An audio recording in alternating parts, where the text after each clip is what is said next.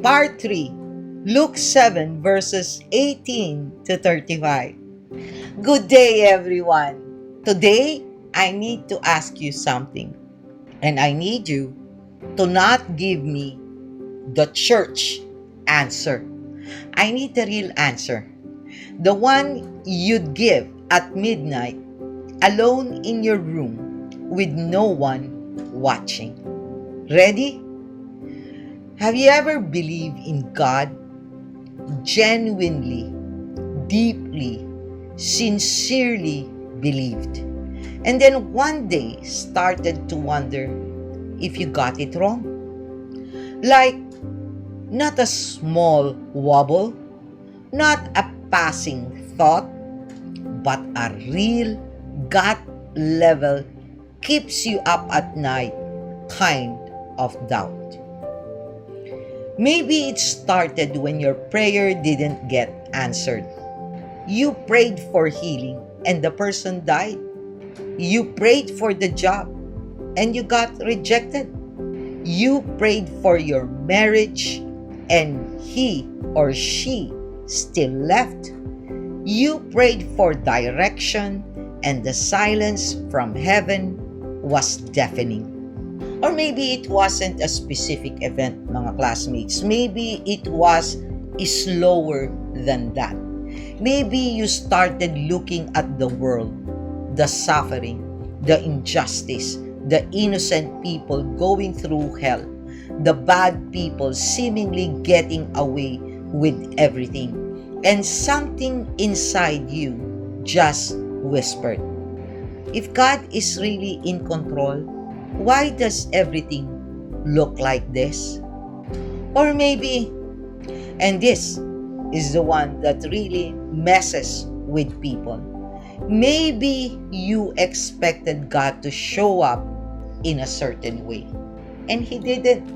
You expected a dramatic breakthrough, and instead, you got silence. You expected deliverance, and instead, you got more waiting. You expected the Red Sea to split, and instead, nothing. Just the same four walls, the same problems, the same questions. And in that moment, mga classmates, of unmet expectations, doubt crept in. Not loudly, quietly, like a slow leak in a tire. You didn't even notice it at first, but over time, your faith started going flat. Mga classmates, if any of that resonates with you tonight, I need you to know something before we go any further. You are not alone, and you are not a failure. Because today, we're going to meet someone who went through the exact same thing. And this wasn't some random weak faith part-time believer. This was the man Jesus himself called the greatest person ever born. The one who baptized Jesus. The one who preached repentance in the wilderness. The one who recognized Jesus before anyone else did. Literally from inside his mother's womb. John the Baptist. And he's sitting in a prison cell, alone, confused. And he sends his disciples to Jesus with a question that will shake you. Are you the one who is to come? Or shall we look for another? Let that sink in. The greatest prophet ever, the forerunner of the Messiah, the voice crying in the wilderness. And he's asking, Jesus, are you really Him? Or did I get it wrong? If that doesn't make you feel better about your own doubts, I don't know what will. Tonight's passage is for the doubters, the questioners, the one whose faith is shaking, the one who believe but are struggling to hold on. And mga classmates, I think it might be one of the most important episodes we've ever done on this channel. If you're new here, welcome! You found this at exactly at the right time.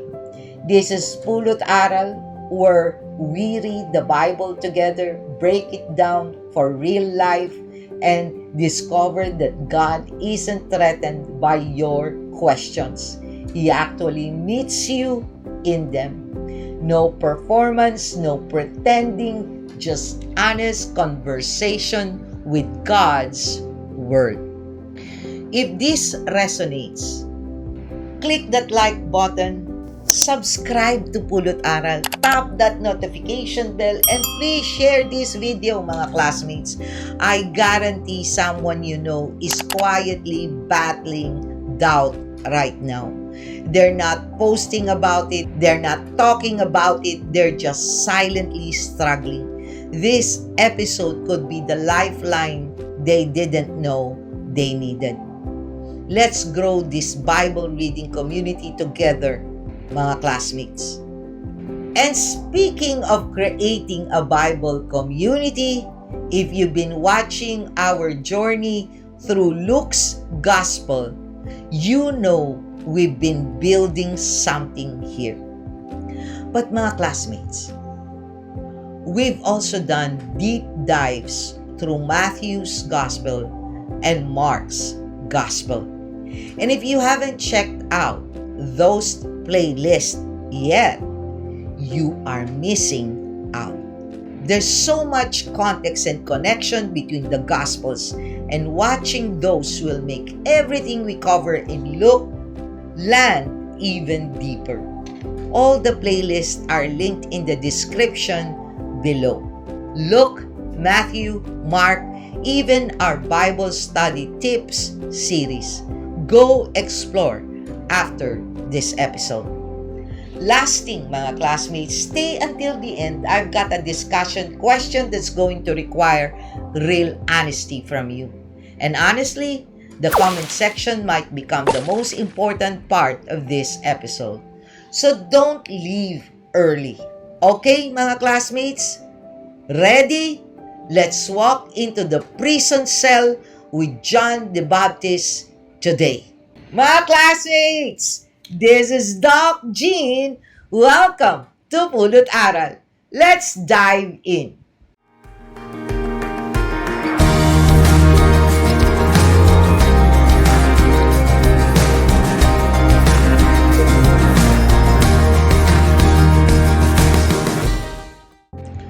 Mga classmates, let's pray. Father God, tonight we come to you with honest hearts. Some of us carry questions we've never spoken out loud. Some of us have doubts we've been ashamed of. Some of us feel like admitting our uncertainty would mean failing you.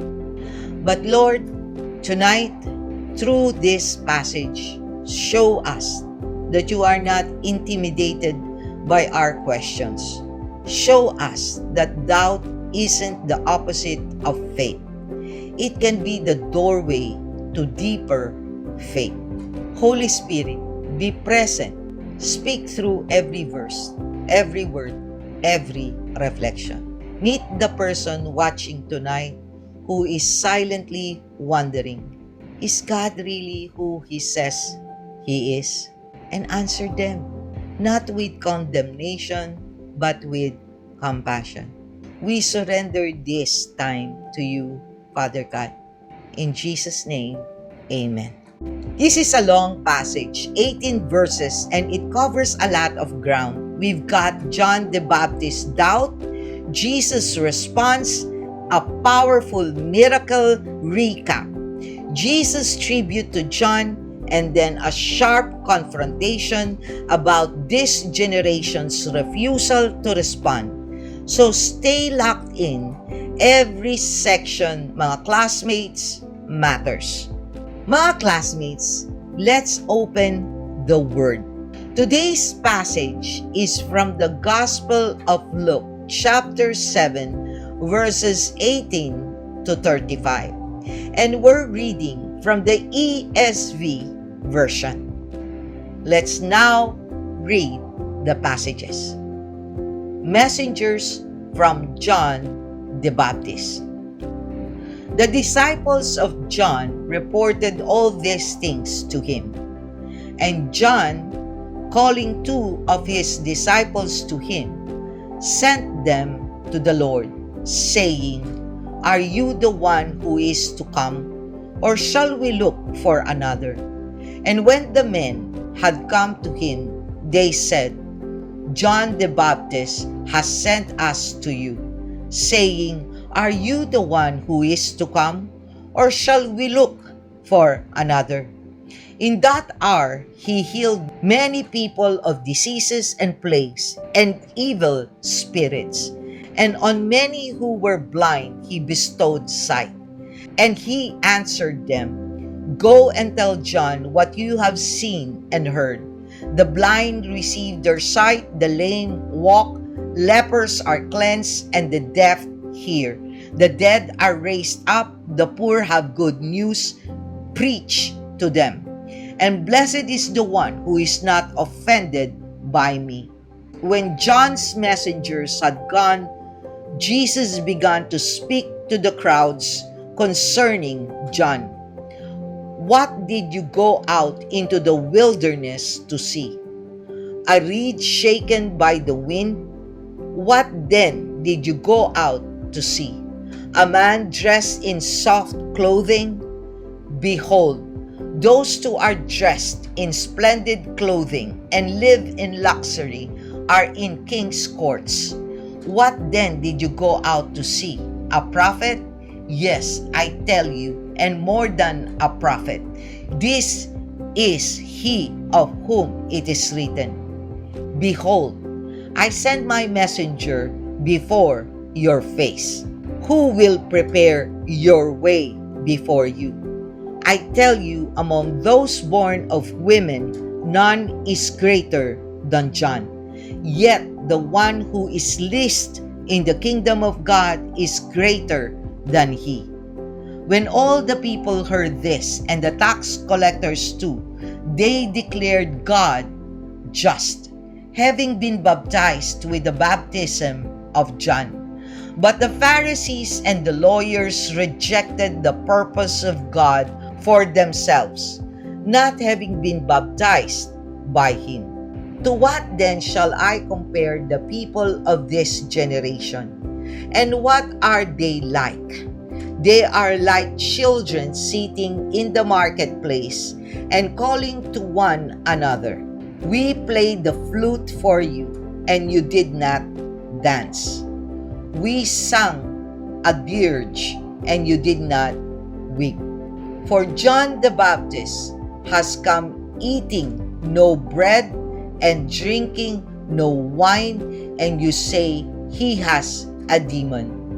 The Son of Man has come eating and drinking, and you say, 'Look at him, a glutton and a drunkard, a friend of tax collectors and sinners.' Yet wisdom is justified by all her children." Luke 7 verses 18 to 35. General overview and context. Alright mga classmates, this passage is layered like nothing we've covered before. There are three distinct movements in these 18 verses, and each one is loaded with theological weight, historical context, and emotional depth. Let's walk through them one by one. Movement 1. John's question, verses 18 to 20.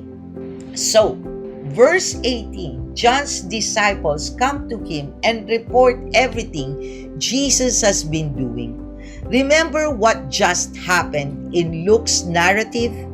Jesus healed the centurion's servant from a distance, Luke 7 verses 1 to 10.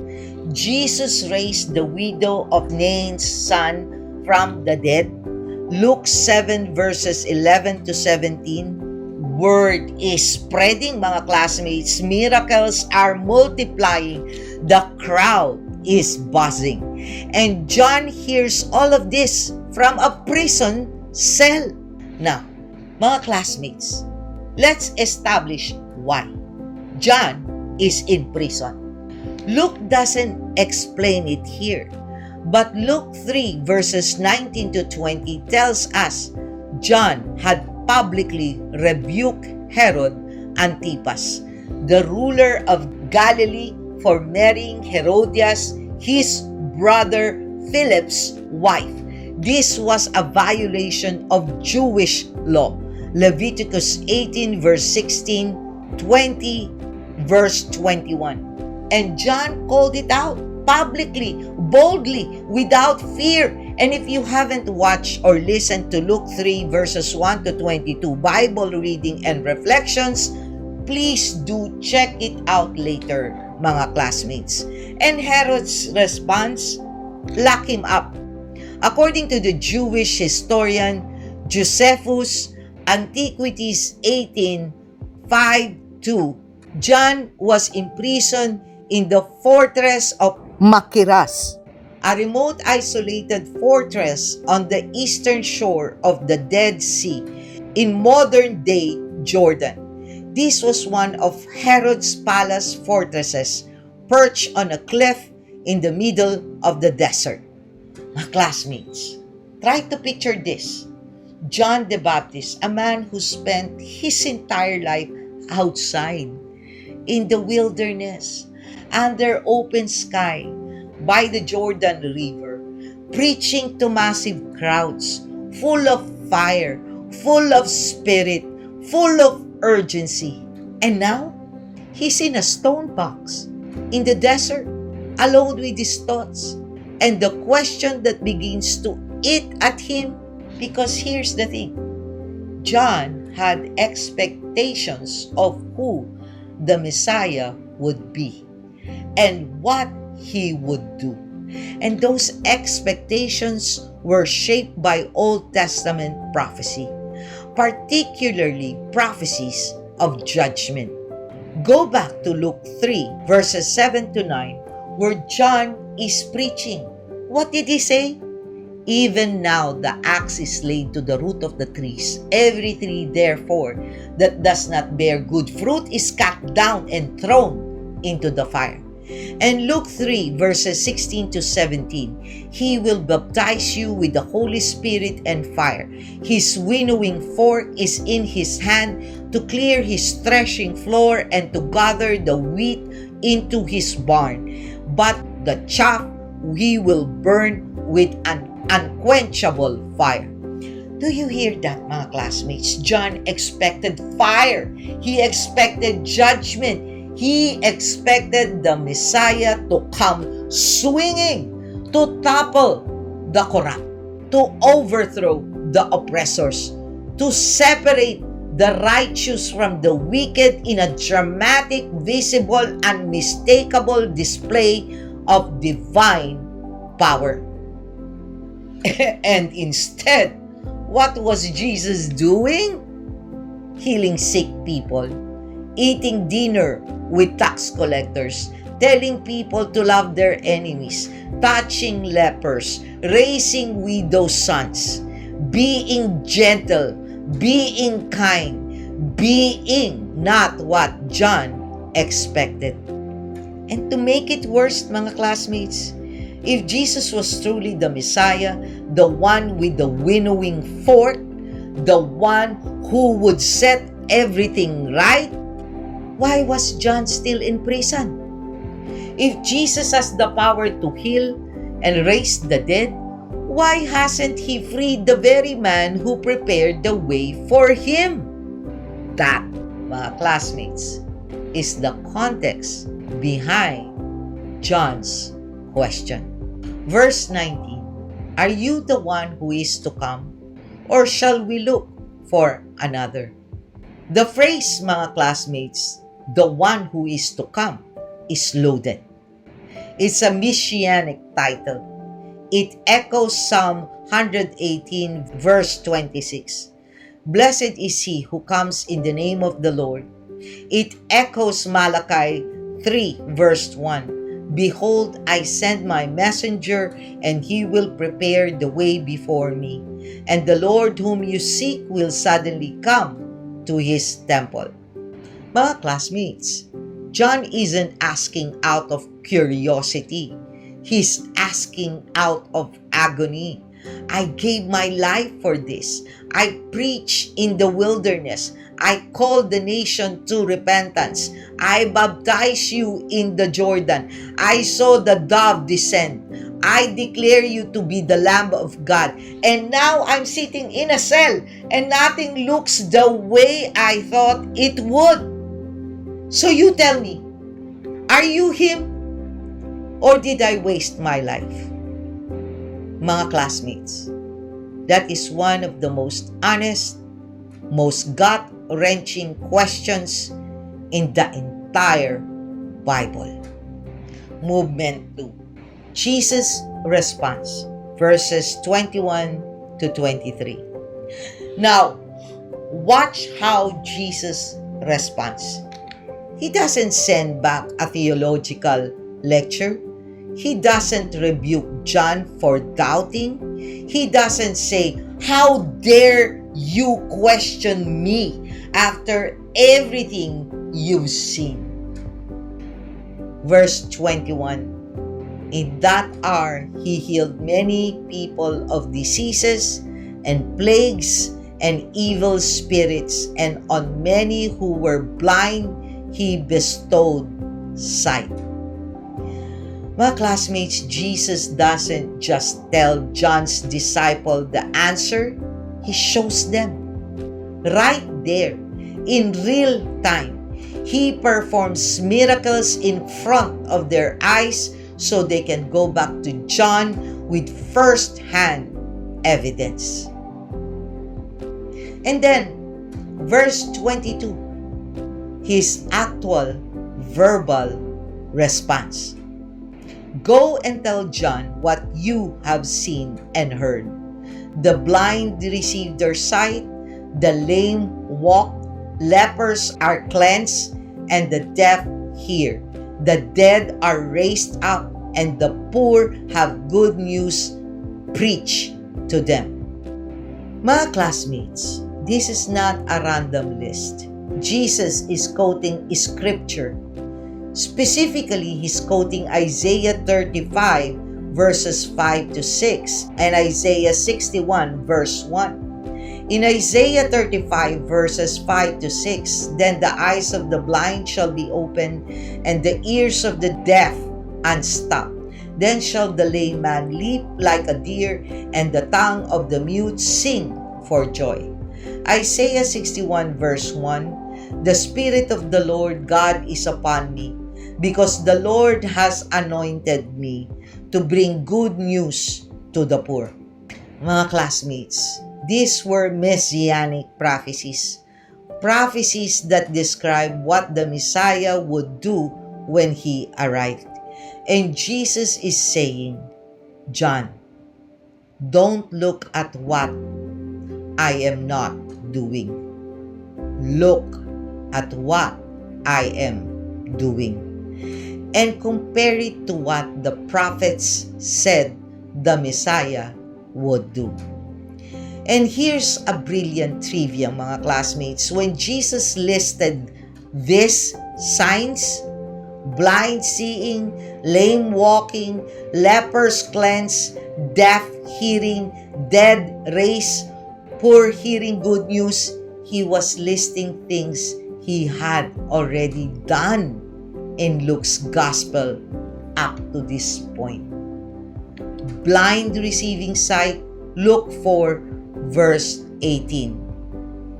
Proclaim ongoing healings. Lame walking, the paralytic in Luke 5 verses 17 to 26. Lepers cleansed, Luke 5 verses 12 to 16. Deaf hearing implied in various healings. Dead raised, the widow's son in Luke 7 verses 11 to 17. Poor hearing good news, Luke 4 verse 18, 6 verse 20. Mga classmates, Jesus is essentially saying, the evidence is already in front of you, John. I am the fulfillment, just not in the package you expected. And mga classmates, if you have not seen or listened to Luke 4 verses 14 to 30, Luke 5 verses 12 to 16, and Luke 5 verses 17 to 26, Bible reading and reflections, you might like to see or listen to them for full context and reflection. And then comes verse 23, one of the most quietly devastating statements Jesus ever made. And blessed is the one who is not offended by me. The Greek word for offended is scandalizo. It's where we get the English word scandalize. It literally means to stumble, to be tripped up by something. A scandalon was a trap stick, the trigger mechanism in a snare. So Jesus is saying, blessed is the person who doesn't stumble over the way I do things. Blessed is the one who doesn't trip over the gap between their expectations and my reality. This is directed at John, lovingly, gently, but firmly. John, I know this doesn't look the way you expected. I know you thought there would be fire by now. I know you thought the kingdom would look different. Don't let your expectations become a stumbling block. Trust me, even when you don't understand me. Mga classmates, that verse alone could be an entire sermon. And we'll come back to it in the reflections. Movement 3. Jesus' tribute to John and this generation problem. Verses 24 to 35. Now mga classmates, after John's disciples leave, Jesus turns to the crowd and begins to speak about John. And what he says is one of the highest compliments ever paid to a human being, and one of the sharpest critiques of the crowd's hypocrisy. Verses 24 to 26. 3 rhetorical questions. What did you go out into the wilderness to see? A reed shaken by the wind? Mga classmates, here's a trivia. The reed was actually the symbol printed on the coins of Herod Antipas, the very ruler who imprisoned John. So when Jesus asked, did you go to see a reed shaken by the wind? He may be making a subtle political job. Did you go to see a politician who bends with the wind? Someone who goes whichever way is popular? Because John is the opposite of that. When did you go out to see a man dressed in soft clothing? Soft clothing, mga classmates, luxury garments. That's the wardrobe of kings and palace dwellers. Those people live in palaces. Jesus says, John lives in the wilderness. John didn't compromise for comfort. John didn't trade for luxury. When then did you go out to see a prophet? And then verse 26. Yes, I tell you, and more than a prophet. More than a prophet, mga classmates, greater than Isaiah, greater than Jeremiah, greater than Elijah. Why? Verse 27, Jesus quotes Malachi 3 verse 1. Behold, I send my messenger before your face, who will prepare your way before you. Mga classmates, John is the fulfillment of the final prophecy of the Old Testament. He is the messenger who prepares the way for the Messiah. Every prophet pointed forward to the coming one. John got to point right at him. And then, verse 28, the jaw-dropper, mga classmates. I tell you, among those born of women, none is greater than John. Yet the one who is least in the kingdom of God is greater than he. Mga classmates, this is staggering. Greatest human ever born, but the least in God's kingdom is greater. How? Because John lived on the threshold. He was the bridge between the old covenant and the new.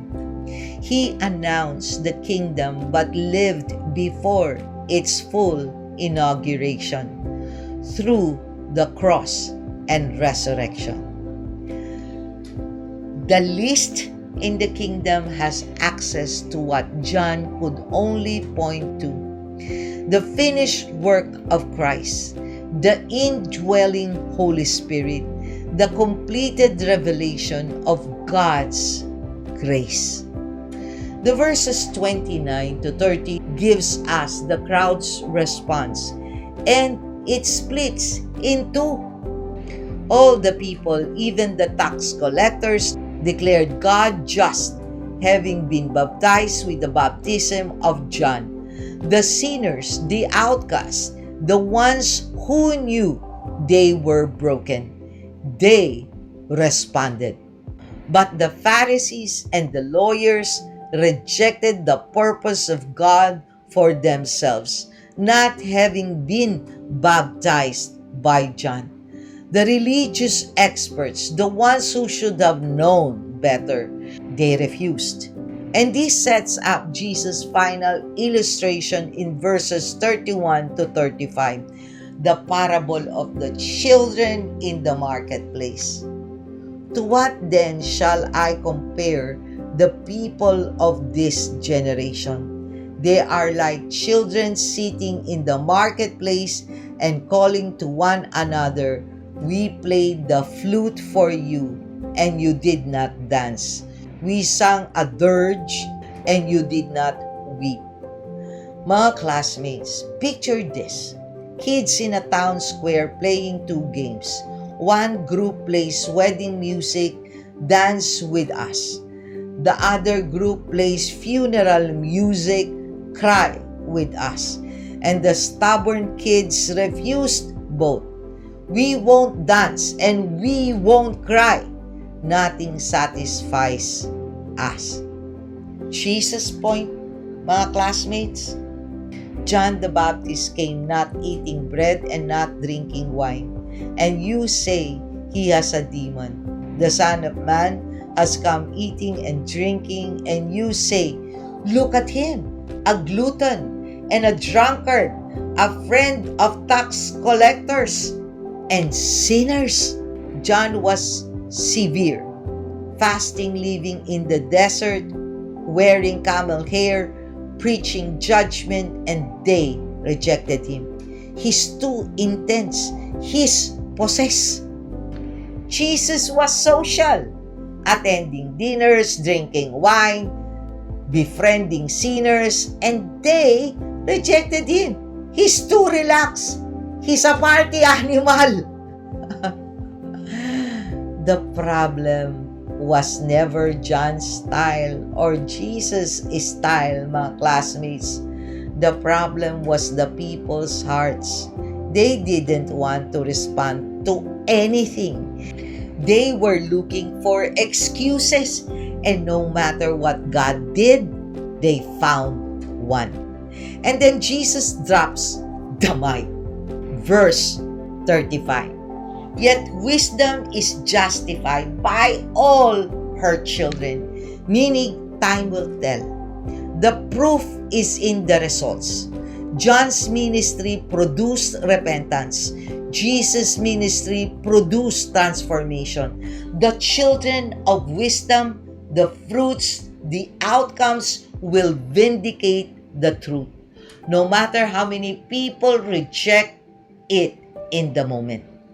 Luke 7 verses 18 to 35, Bible discussion and reflection. All right, mga classmates, let's bring this into our current time. Today's reflections are organized into the acronym DOUBT, D-O-U-B-T, because that's exactly what this passage addresses head on. D. Doubt doesn't disqualify you. It can deepen you. Let's start with the thing everyone's afraid to admit. You have doubts. I have doubts.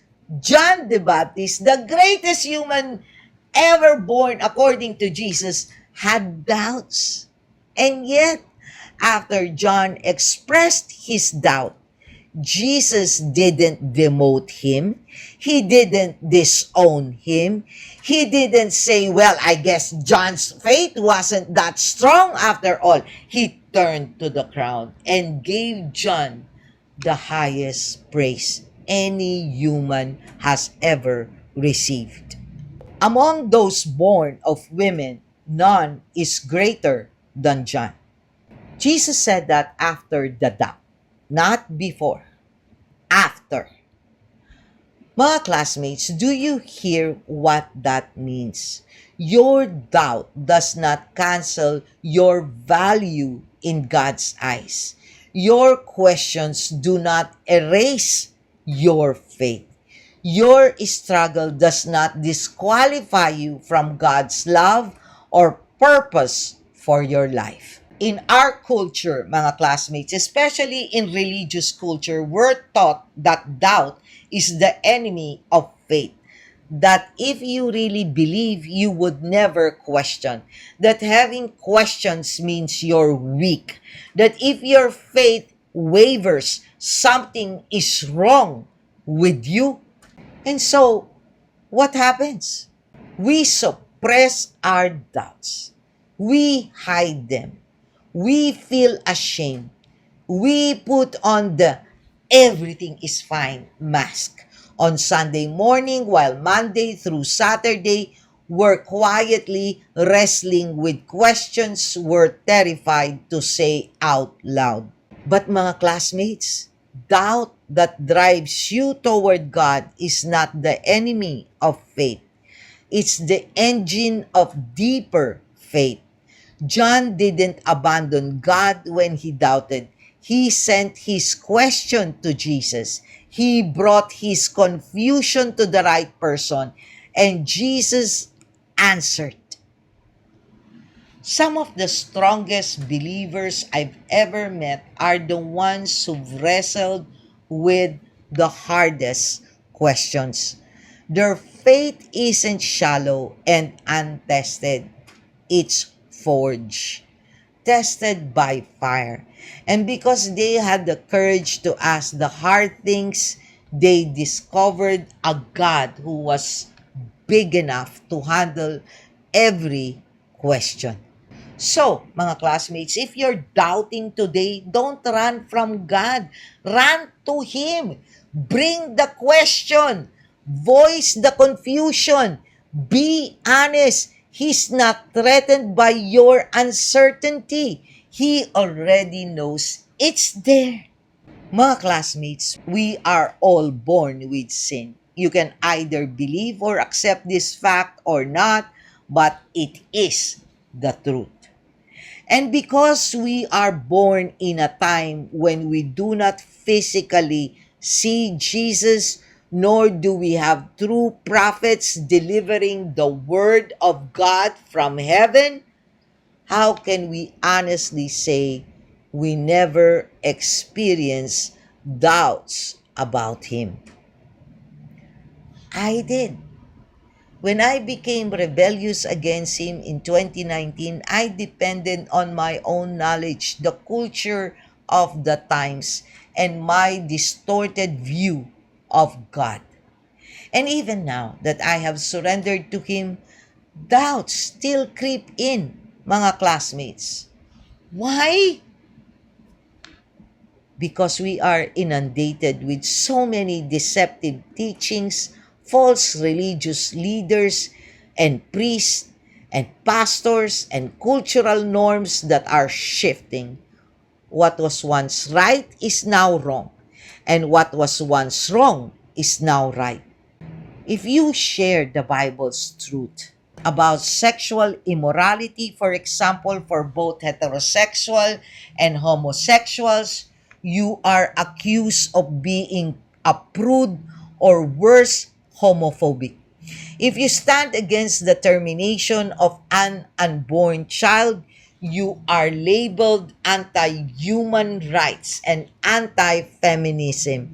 If you oppose war regardless of who is involved, you can be accused of being racist or a Nazi.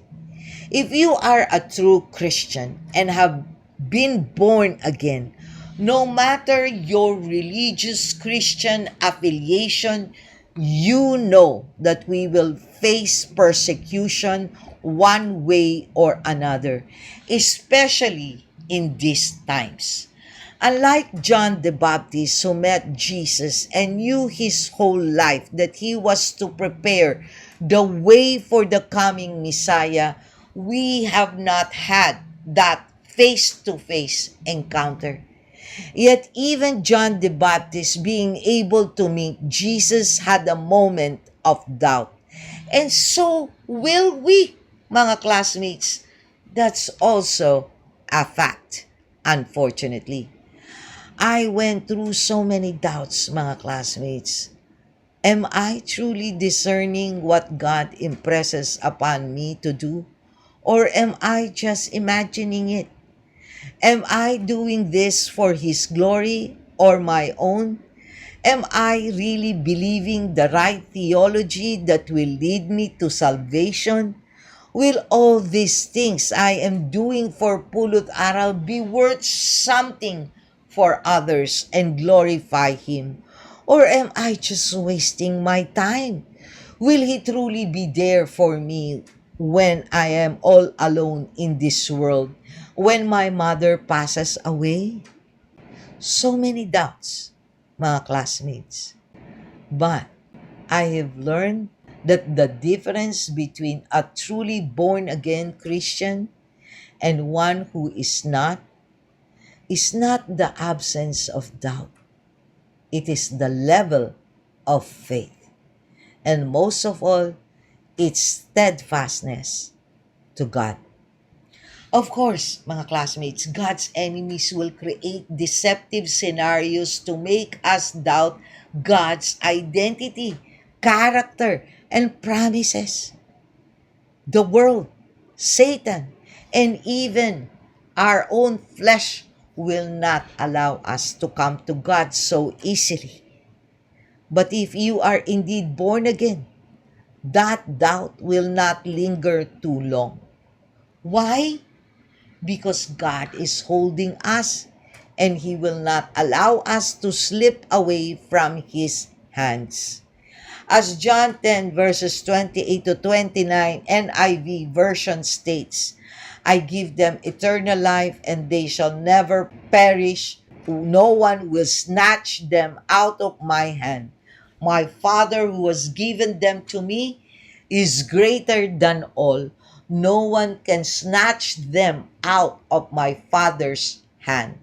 John 10 verses 28 to 29. So mga classmates, surrender to Him. Fully experience that transformation He will do to you and be born again. And if you want to know what being born again truly means and the signs that you have received His grace, click the link above. Oh, our expectation of God can become our biggest obstacle. This is the lesson that hides inside verse 23. Blessed is the one who is not offended by me. John was offended, stumbled, not because Jesus was doing bad things. Jesus was healing the blind, raising the dead, preaching good news. The works were undeniably good. John's problem wasn't with what Jesus was doing, it was with what Jesus was not doing. Where's the fire, Jesus? Where's the judgment? Where's the axe? Where's the winnowing fork? Why am I still in this prison cell? This is not what I signed up for.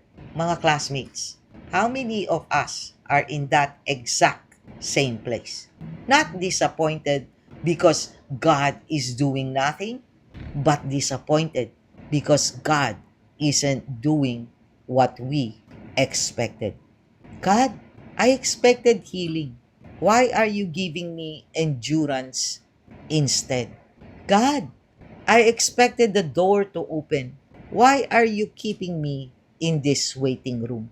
God, I expected this relationship to work. Why did you let it end? God, I expected my life to look a certain way by now. Why doesn't it? Here's the dangerous part, mga classmates. When our expectations go unmet, we start questioning God's character. We go from God didn't do what I expected to God doesn't care, to maybe God isn't real. But what if God's plan is just different from your plan? Not worse, different. What if the thing you're begging God for is too small compared to what He actually has in mind? The centurion's servant got healed. The widow's son got raised. John the Baptist stayed in prison. And yet, Jesus called John the greatest. God's plan for John wasn't rescue, it was a legacy that would be talked about for 2,000 years. Mga classmates, don't let your expectations of how God should work prevent you from seeing what God is doing. And mga classmates, if this resonates with you, go check out our episode on the widow of Nain in our Luke's Gospel playlist. The passage shows the other side, a woman who had no expectations and God showed up anyway. The contrast between the story and John's story tonight is powerful. You. Unanswered prayers don't mean an uncaring God. Mga classmates, this connects directly to John's situation and probably to yours. John was in prison. He probably prayed for freedom. He probably prayed for vindication. He probably prayed for the Messiah to come and set things right. From where John was sitting, none of those prayers were being answered. But were they? Or were they being answered in a way John couldn't see from inside his cell? Jesus was healing. Jesus was teaching. Jesus was building a kingdom. The very things John had spent his life pointing to were happening. Just not in John's timing, not in John's style, and not in John's prison cell. Mga classmates, some of you are in a prison cell right now. Not literally, but functionally. You're stuck. You're waiting. You've been praying for months or even years. And the breakthrough has not come. And you're starting to wonder if God is listening at all. This is what I initially grumbled about with our Lord when I did not see many views, likes, or shares of Pulot Aral videos, despite all the work I felt I had put into them. Yet I learned that I am just the vessel to do these things. In fact, God taught me so many things in doing this. especially learning more of who He is. One of those lessons is that He is omniscient and sovereign. Without His guidance, I would not even be qualified to do this. But He qualifies me. If I want to glorify God, it is His validation, not mine or anyone else's, that should matter. And that initial mindset of mine is precisely why major churches now, especially in developed countries like the United States, are trying to be flexible and bend to the ways of the world. Many of them are more focused on numbers, the number of attendees, the number of tithes, the number required for them to have influence and power in the world. It all becomes about the world and rarely truly about God. That is what Rick Warren successfully taught many churches with his purpose-driven pastoral work. And look what happened to him. And mga classmates, do not get me wrong. Just like Rick Warren initially, many religious leaders, pastors, and priests are like John the Baptist. They start with the pure intention of spreading God's word. The same is true for me, mga classmates. But unfortunately, we are imperfect humans. We expect abundance based on worldly standards to measure whether God is truly with us in doing His purpose. And when the focus shifts more to that rather than the initial intent, many get lost and turn away from God's will. They become gods themselves, using God's name to become what the world wants them to be. That is the danger, mga classmates. That is why I approach Pulot Aral the way I do now. I focus on simply doing the task at hand, what God wants me to do. The goal of this channel was never to become a YouTube partner or to earn money. It was to spread His word and encourage people to truly read their Bible. Not for entertainment, but to get to know His word. Not to be swayed by culture and the times, but for me to remain faithful to His main goal. And just like John the Baptist, mga classmates, if my prison is to do this without much numbers, then it is okay. Because I believe my number one audience is Him and myself. He is teaching me, and Pulot Aral is for Him, not to satisfy the demands of the world. Mga classmates, just like the reflections I shared in Luke 6 verses 27 to 36, God's scorecard is different from our scorecard. His ways are not our ways. His timing is different from ours.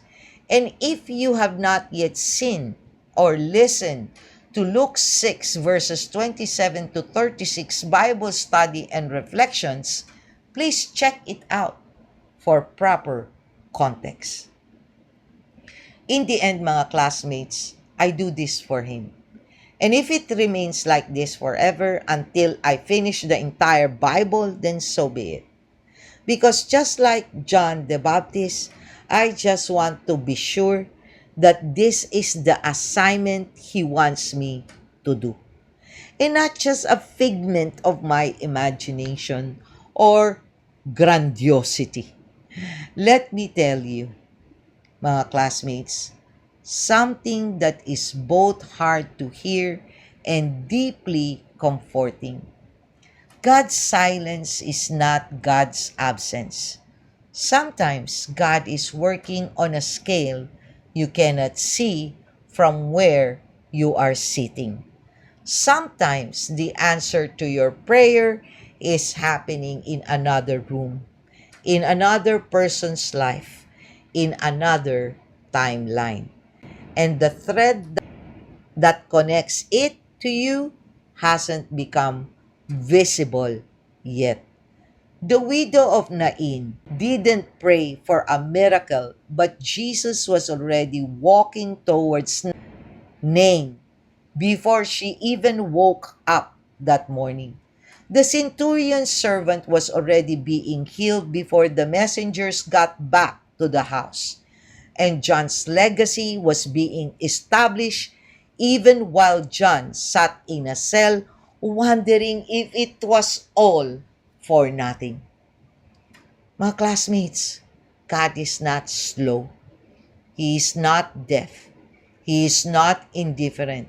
He's working on something bigger than what your eyes can see right now. B. Being authentic about your struggles is braver than performing certainty.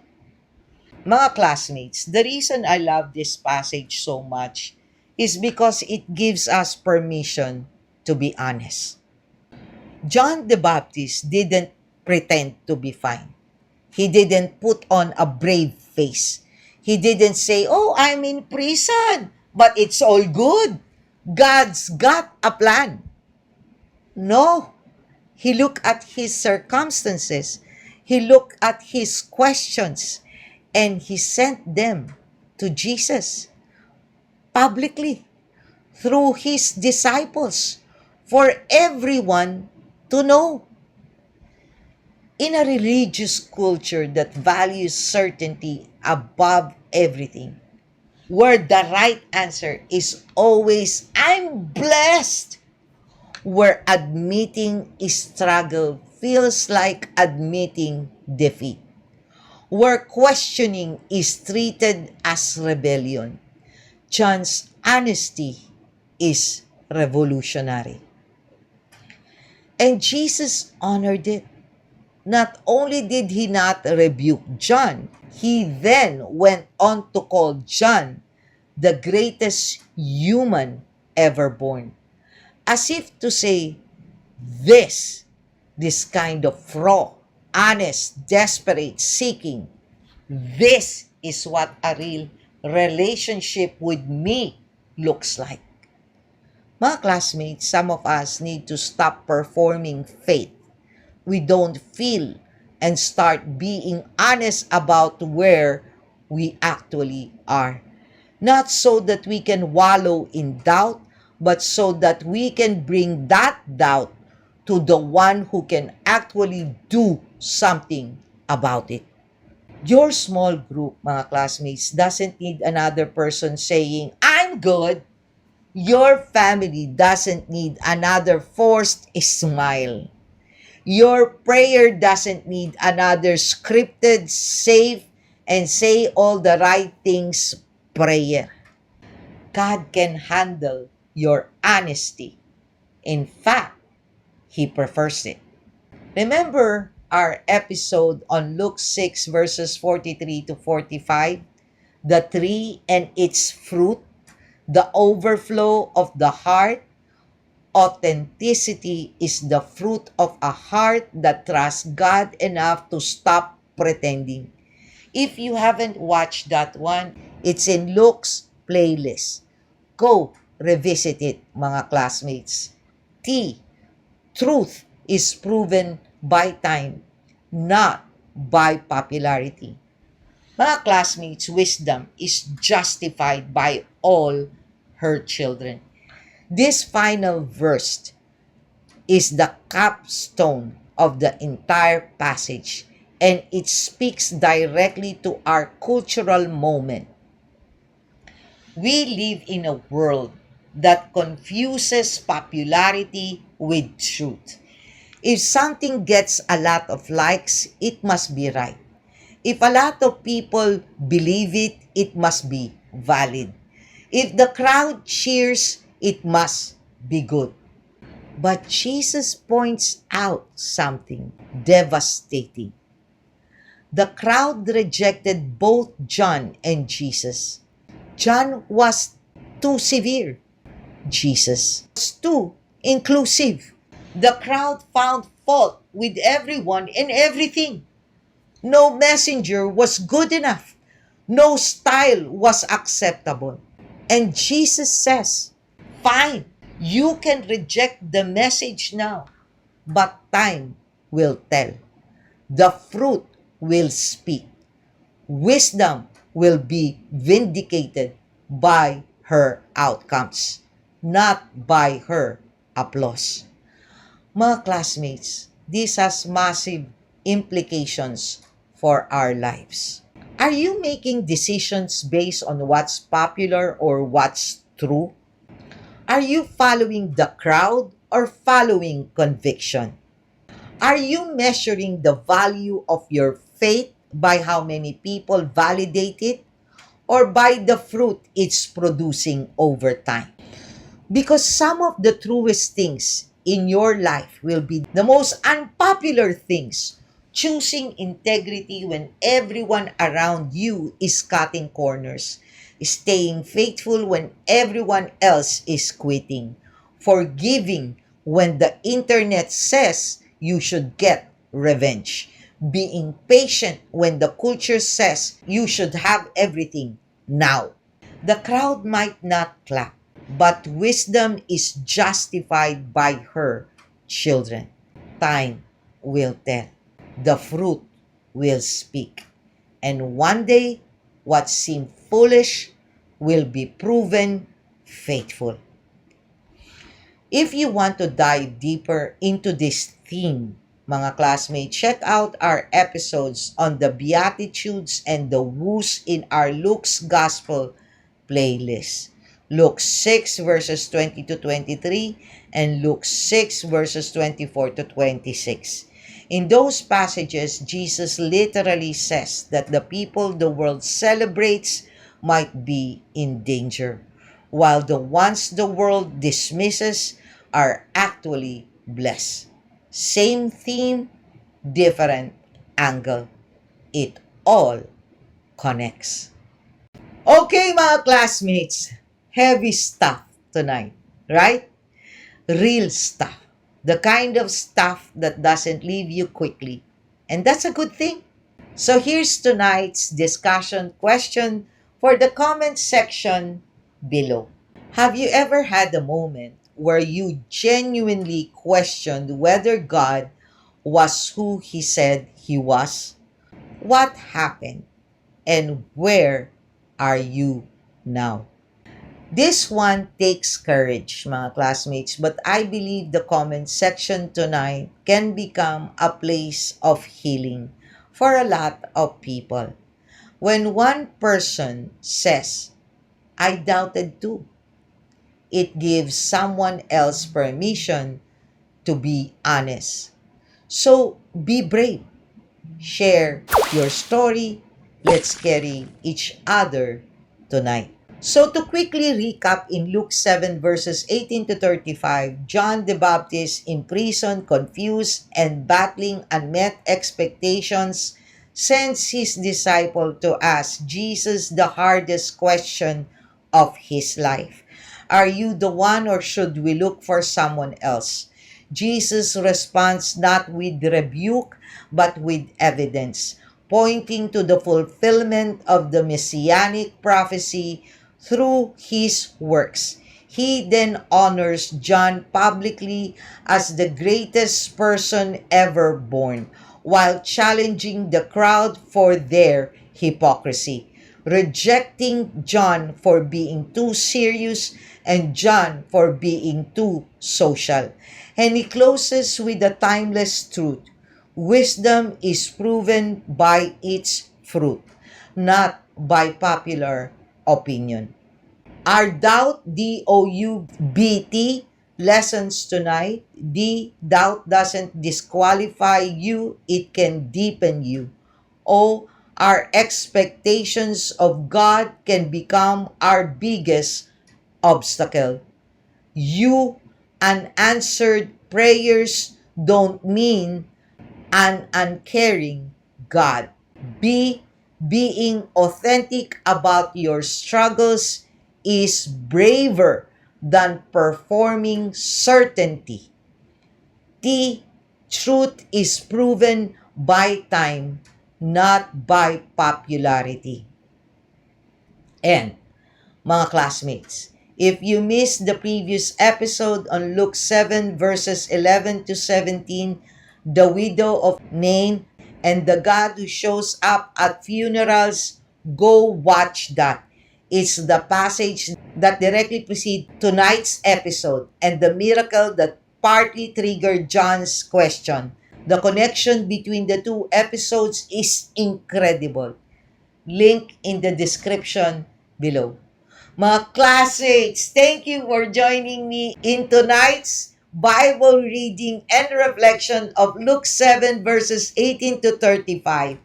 May God bless you all. Always stay safe and be healthy. This is Doc Jean. Bye!